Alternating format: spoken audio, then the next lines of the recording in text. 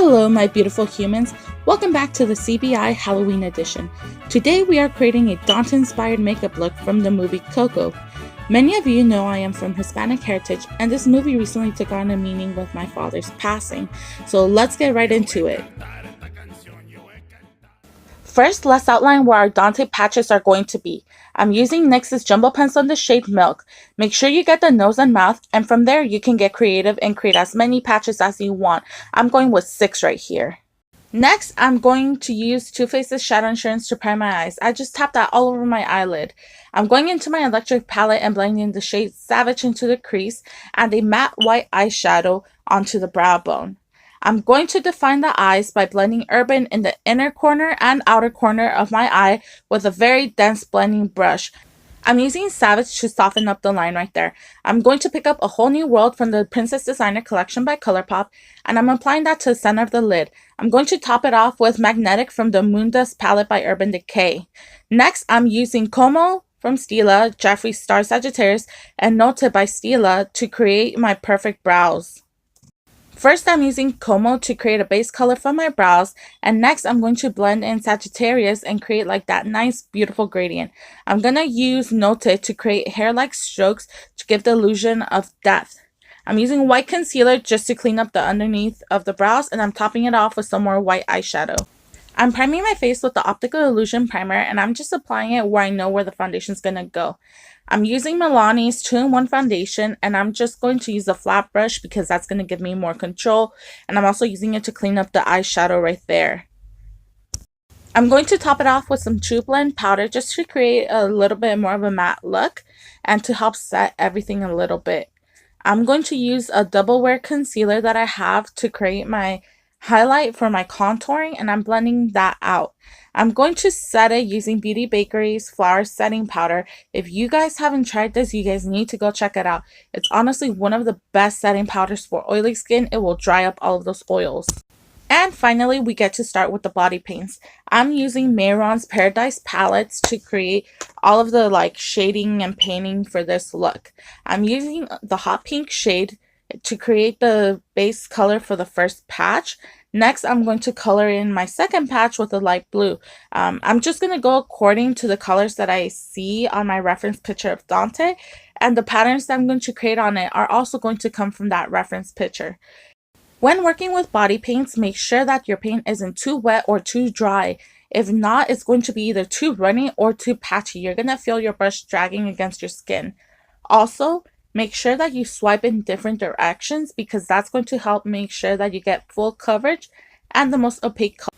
Right here, I'm creating Dante's mouth, and my best advice is just kind of wing it and try to stay as close to your original outline as possible. I found that the nose and the mouth were the hardest areas to draw out and fill in, and that's just because those are the areas of the face that have the most contours, like they bend, so sometimes when you're trying to drag your brush, it will accidentally go the wrong way.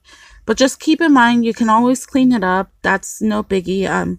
Just try and stick to your outline, like I said before, the best possible.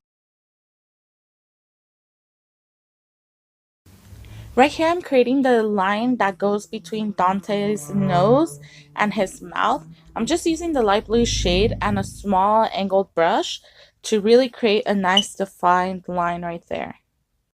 And finally, we're going to start creating the patterns. So again, I'm using a reference picture, and right here for the pink spots, I noticed that Dante only has little light blue dots all over that certain little area right there. So that's what I'm doing. It's easiest just to coat your brush with paint and then just press it into the skin. That gives you nice even dots. Now for the blue part, I noticed that he had dark blue triangles that were pointed up. So that's what I'm creating right there. Sorry, there's flies everywhere. I'm not sure why. Yeah, bad filming day, I guess. Anyways, just keep on creating those nice dark blue triangles, and all of them have to be pointing up. Now, there isn't a specific pattern to this. I just kind of winged it. I found that the light blue patch and the pink patch were the ones with the easiest patterns. They're really basic, really simple. Now for this green one, I'm drawing in some dark blue circles. And with that, I'm going to wait for it to fully dry before I go in with the yellow circles that go on top of that. This one does take a little bit of layering, but make sure you wait for each layer to fully dry.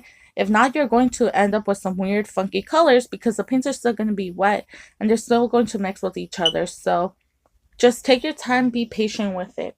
While that dries, I'm going to start adding some turquoise blue dots all over because, again, just part of the design of the reference picture that I was using. And then I'm going to finish up by drawing some dark blue dots on top of the yellow circles that I drew before.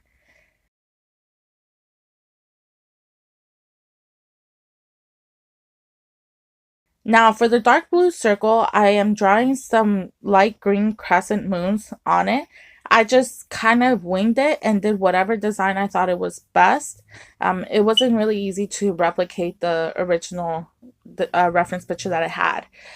I mixed some red, orange, and yellow body paint to create this like red, orange, bright color. Now the cool thing about this is that you get to create like the colors that you want, so there isn't a specific proportion. Just wait, mix, and see whatever color you're happy with. I'm also creating some like little dots everywhere from here. I wasn't happy with the shape of my Dante mouth, so I'm just using a cotton swab dipped in water to clean it up and really just like take off that paint.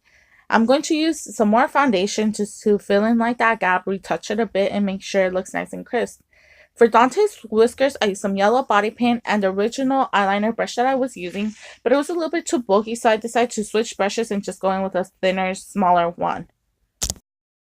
I'm using a small blending brush and the shade Silk Cream from the Jaclyn Hill Morphe palette, and I'm just outlining and kind of blending around a shadow all over the outer perimeter.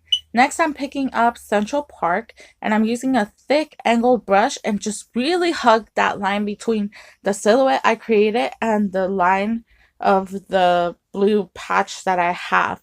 All of this is going to help create depth.